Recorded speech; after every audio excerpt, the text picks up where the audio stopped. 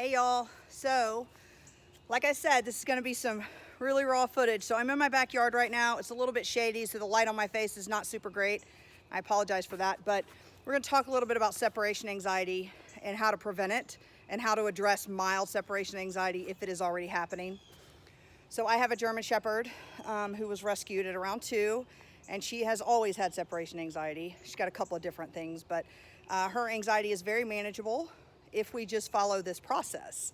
So I'm going to share my process with you, and like I said, this is not a professional production, so hang in there and let's see how it goes. Fortunately, I have a nice sized backyard that I can play with her and throw her toys with her.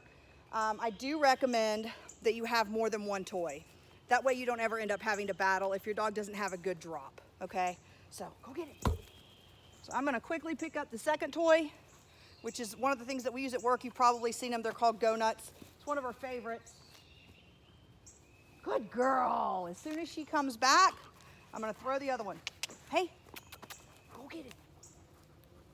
So we're gonna do this process for about 10 minutes. Come on, good girl. To get her nice and tired. I wanna burn off that excess energy so that when I do leave her, she has less energy to put towards her anxiety.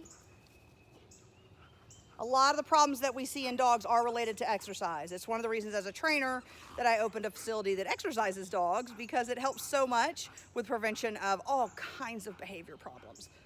So as you can see, Relic is happy. She's having a great time. What you doing, Bobo? I'm gonna throw the ball with her for about 10 minutes and get her nice and tired, and I'll be right back. The other way that you can exercise your dog is to go for a walk. So Relic is exercised and I am exercised, and now I'm gonna give her one of her favorite treats. If you've been to K-9 Coach, you know that we have lots and lots of different kinds of treats and goodies for your dogs to chew on.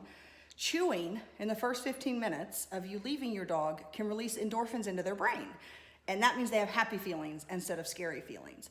If you can get your dog through the first 15 minutes of you leaving, 90% of the time they will not have an issue with separation anxiety. Separation anxiety mostly will peak in the first 15 minutes. So Relic is nice and tired. Are you sleepy? Sit down.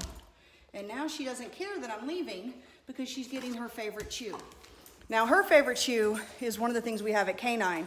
It's called a cow ear. Here she comes with it. You need to pick the right toy for your dog, okay? So this is the right toy for my dog because she is older. She does not swallow huge pieces of things, and she's had them in front of me many, many times. However, not all dogs can be left alone with things they can actually swallow. So if you have any questions about that, we're gonna cover that later in another video as to what you can leave your dog with to ingest that is safe. So now I'm leaving Relic. Normally, she would be standing right behind me at this door, probably whining. But I've done 2 of the 3-step process. The 3rd step of the process is leave. So the truth is, I don't really have anywhere to go like most of y'all. I'm trapped in my house. However, I'm leaving her now and I'm gonna go for a walk. Why? Because she needs to be away from me. She can't be with me all the time. So the 3-prong process is exercise, 1, give them something to do when you leave. 2, for the first 15 minutes, you can stuff a Kong, you can stuff any of the stuffable toys that we have in the store or that you have at home. You just need it to be something to distract them from your leaving. And then you have to leave.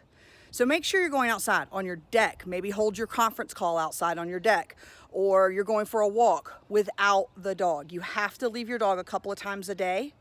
Now, the other thing I'm gonna show you is what do you do when you come home? So, you ready? Here we go. So, I've been gone for about 20 minutes, went for a nice long walk. The weather's beautiful outside, thank goodness. And now I'm coming home.